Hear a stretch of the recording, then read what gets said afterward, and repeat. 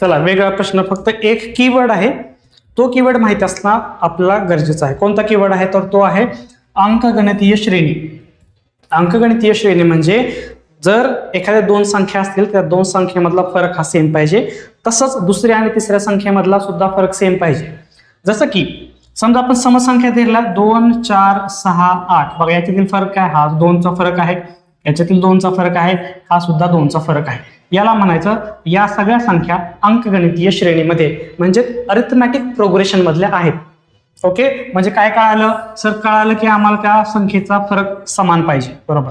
मग किती संख्या आहेत अशा, समजा तिसरी व पाचवी संख्या अनुक्रमे 6 व 10 असल्यास पहिल्या 5 संख्यांची बेरीज किती सर, आम्हाला कळालं. बघा 5 संख्या आहेत, तुम्हाला समजण्यासाठी मी अशा लिहितो 5 संख्या. तिसरी आणि पाचवी संख्या, तिसरी 6 आहे आणि पाचवी 10 आहे.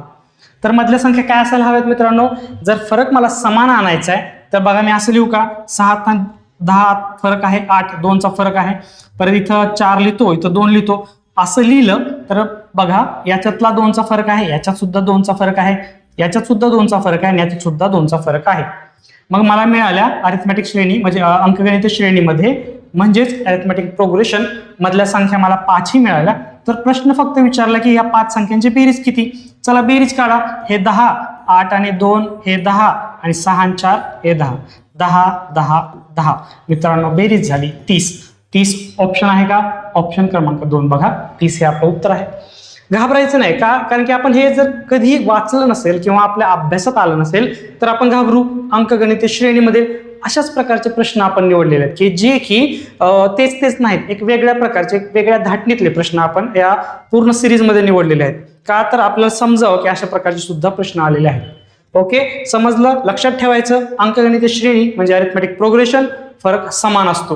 हा एक सुद्धा म्हणजे एवढंच लक्षात ठेवलं तरी आपण उत्तरापर्यंत मित्रांनो सहजपणे पोहोचतो. समजतंय, लक्षात ठेवायचंय, काय शिकवते ते सगळं लक्षात ठेवायचंय, कारण की हे वेगवेगळे प्रश्न घेतलेले आहेत जे की कॉमन प्रश्न नाहीयेत. एक वेगळे प्रश्न किंवा ते सुद्धा केले तर आपला एक सुद्धा मार्क मित्रांनो घालवायचा नाहीये. जायचं पुढे. चला पुढचा प्रश्न घेऊया.